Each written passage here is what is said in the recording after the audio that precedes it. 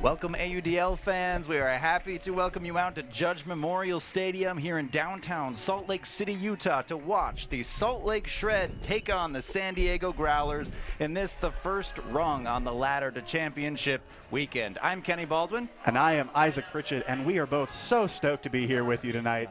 So we'll get our first chance at this efficient San Diego offense and the Shred defense. Travis Dunn with the disc is going to let it fly early to Goose Helton. Is he going to get it in the end zone? He will, and that's going to start off this matchup 1-0 for San Diego. That took all of 13 seconds or 23 seconds.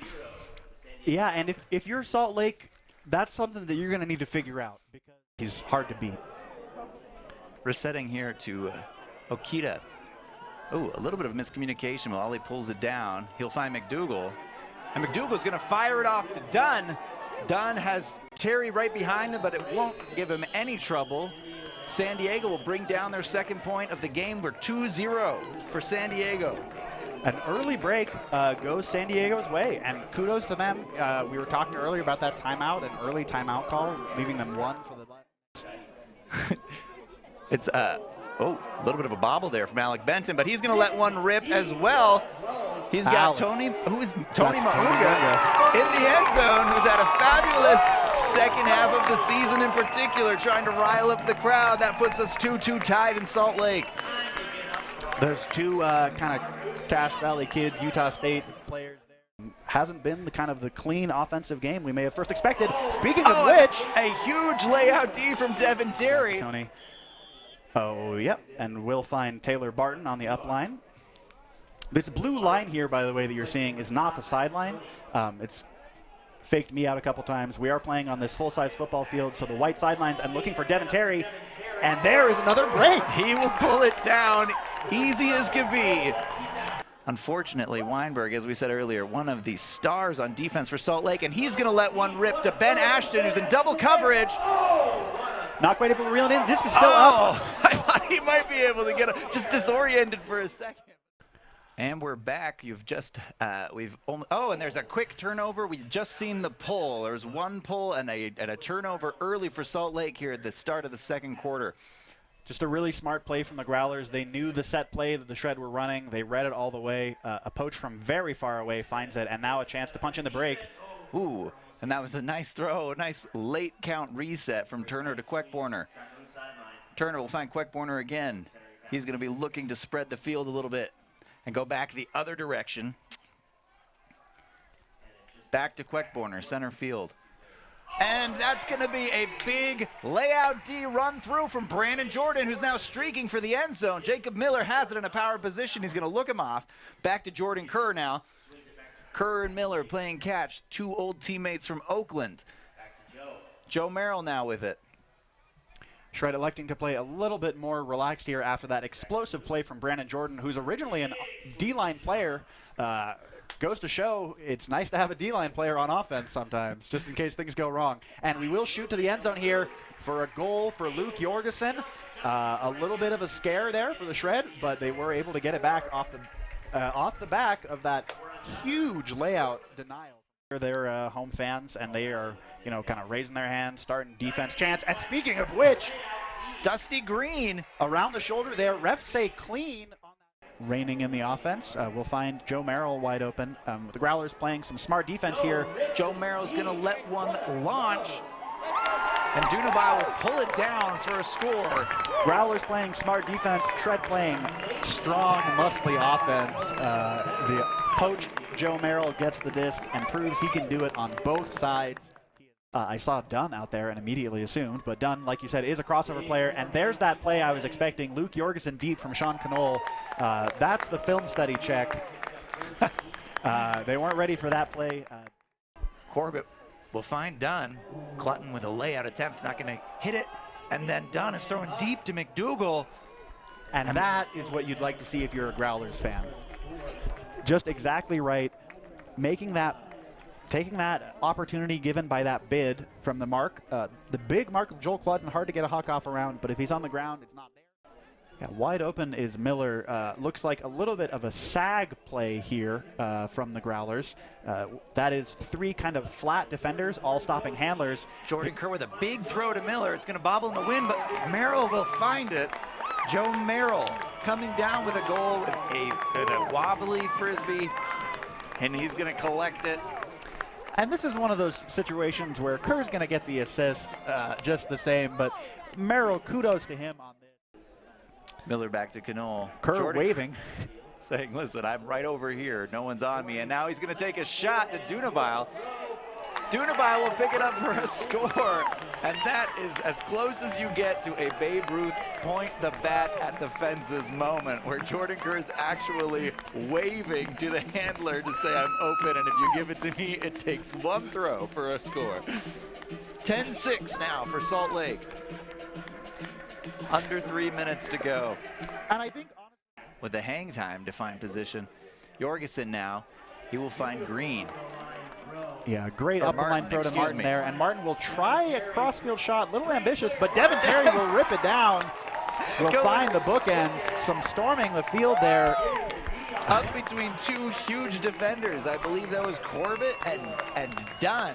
And Devin Terry, for a 2-handed grab in between them, looked almost like a tomahawk dunk or something. There is an offensive player in kind of this near end zone corner we can't quite see. I doubt they'll be able to get a throw to him. Miller will have to reel this one in and won't be able to. A very similar turnover to the last short pull from San Diego. They will have a chance to score it. They will, and there's 4 seconds still in the quarter. Wow. Huge, huge play from the San Diego Growlers. They have brought what was an 11-7 lead for the Shred to 11-9 in less than a minute of game clock. This is a little bit of a nightmare as far as end of quarter management for Salt Lake. Samu there pulling in with a very important goal. Now you've got 4 seconds, and you almost wonder if Salt Lake might just hold on to it just to end the quarter and regroup. Yeah, I mean, very similar resets. One from Kerr, one from Knoll, trying to get it in the air. It's going to be, this one might be a close one. And we got Travis Dunn here with the disc center field. He's going to launch one to Goose Helton. But that is going to be cleaned up by Devin Terry. He's going to have to find an answer. Jorgensen's going to let one rip to Jordan Kerr, but Jordan Kerr is covered, and he's going to have a little bit of a trip. But and he's still going to it. come down with it. Unbelievable after a bobble, but he's not looking good. He is not looking good. He landed poorly on his arm.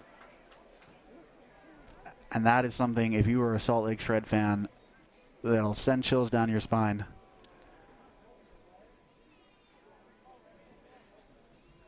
We'll have the trainer out here, the trainer from Intermountain Healthcare, checking him for a concussion. I would be interested certainly in that, making sure he's safe there. And this is a Jorgensen to Jorgensen combination. Chad to Luke. Helton and Lally resetting in the backfield. Lally now with the disc. He's going to let one fly to Travis Dunn. There's 2 defenders in the area. Tony Muunga and Nate Huff getting up huge. Ben Ashton with the disc now.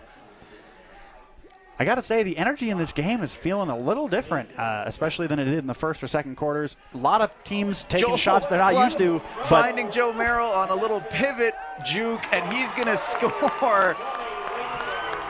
That was a trust throw if I've ever seen one. Joe, at the time of release, was cutting a step or 2 in, caught his defender with his hips facing the wrong direction, and just pulled a 180 pivot out into the end zone.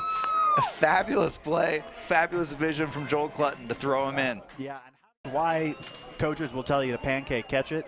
It gives you a lot of leeway in situations like that. So great catch from Joe Merrill, using the fundamentals, put the Shred up 15-10. They have regained that 5-point lead, Kenny. Yeah, now last time they had the 5-point lead. Oh, and that's just an unfortunate, couldn't quite pull it down. Taylor Barton will now quickly try to find Weinberg in the end zone, and they're going to grab it and blow this open. 16-10 for Salt Lake. 16-10, under 4 minutes to go in the third quarter. Some decision time for San Diego. Are they going to try to score or hold on to it for another 25 and try to get the last attempt of the quarter? Swing, looking And Salt Lake will pick it off. Dusty Green stays on his feet for that one, but immediately turn it over. 13 seconds. But the Breeze, I think, have the tools in terms of offensive consistency and defensive pressure. Speaking of defensive pressure, Michael Tran coming out of the half with another poach and a great find, a quick break for the San Diego Growlers. That'll bring us 17-13. This is the second time, by the way, that Michael Tran has come from halfway across the field to make a poach block at just the right moment. The vision he's been displaying has been very impressive. That's Samu on the goal there. We've seen another one from him tonight. We'll step through it. Ooh. Great catch from Helton there. Not quite in the end zone yet. Okita just outside. Bobbled and caught by Dunn. Dunn playing with my emotions here by playing patient. Kudos to him. But fantastic catch there. Tight inside shot from Helton finds McDougal, and that is a break for the Growlers, and that is one that is crucial as we come within the 6-minute mark of this game. 18-15. San Diego picking up 3-4 minutes off the clock. You gotta see that as worth it. Obviously, you do want to score, and Knoll will try his best to. It just doesn't quite go where he wants the last second. The wind giving him a second chance. It just doesn't go his way. Forever, except that last bit. So forever, but not forever in a day, which he may have needed. Huck here coming up. And that's going to be caught. Does find the Growlers defender. We'll need some more legs out of the O-line here if we're going to. Quackborner. Woo! Great play from the score. Growlers. Fantastic back and forth. Was that Samu again scoring? I believe so. Lally looking for a reset.